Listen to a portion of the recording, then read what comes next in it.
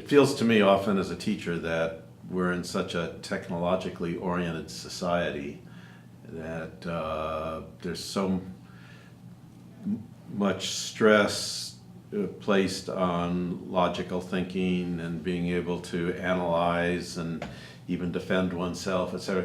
And of course, we need all of that to be musicians. We have to be analytical and we have to be problem solving and all of that.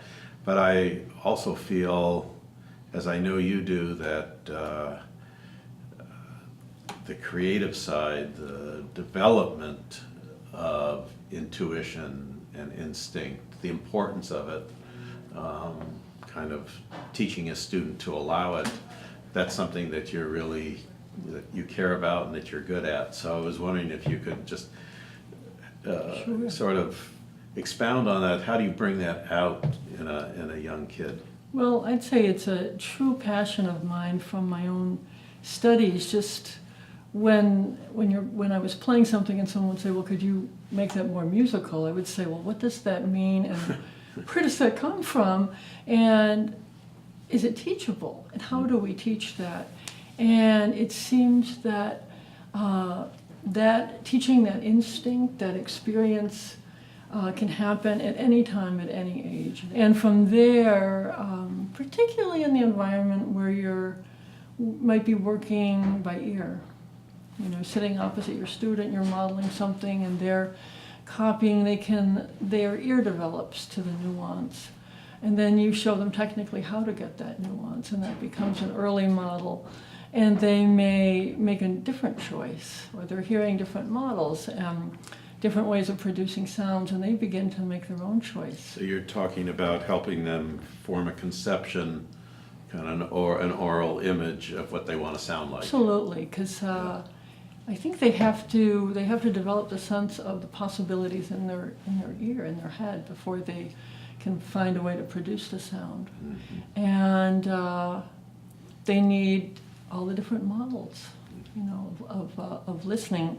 It reminds me of when people are studying art, and one of the big projects is to go into a museum and copy the great masters. That's like an assignment. And I know, I don't remember if it was Degas or who it was who would go in and copy half of a great artwork and then finish it any way he wanted. But to learn from the masters in terms of sound, and then to take it off on your own a bit, making your own choices.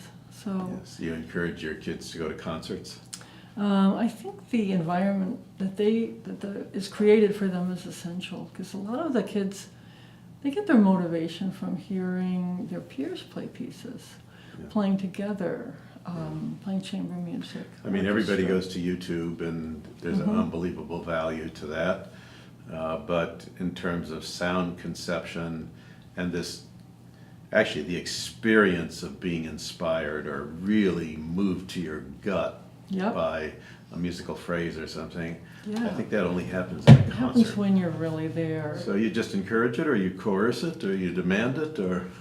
To be honest, sometimes I go ahead and get the tickets. Wow, that's forceful. And then they get them from me. So, or we turn it into a social event. Let's all go down where we had a workshop. Okay, after the workshop, let's all go down and check out this concert. How beautiful. And the kids also went to see two cellos. So that's inspiring too, to hear that kind of music and be engaged in it and be part of it. So I think that's just shows the possibilities of the instrument. And to some kids it's so much more relevant. They love that kind of music. They can hear all sorts of kinds of music, but to be there and have it in your life is an amazing thing. So I think it starts early on with these little nuances that you can show them, learning that a phrase can be just a scale, and then it's just the starting point, really. And this kind of experimentation, I think, gives a sense of confidence to the kids. And then through the confidence, they feel free to be more creative and make more choices. I like to take a scale sometimes, especially if they don't want to practice it. So I want to make it more of a emotional or a musical experience. So I'll have them play the scale, but I'll say play it tenderly or play it dramatically. right?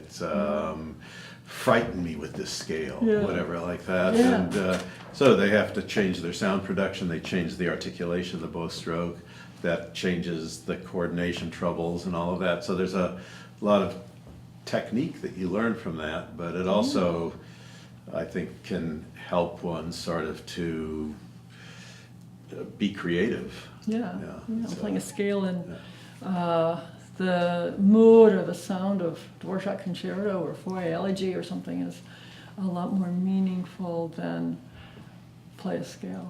It Yeah. has meaning and relevance to the piece, Yeah, and kind of nurturing, awakening those feelings and desires too for sound. yeah, yeah. Yeah. And that, you must, when you're able to do that, they probably practice more. Oh, yeah. Yeah. Yeah.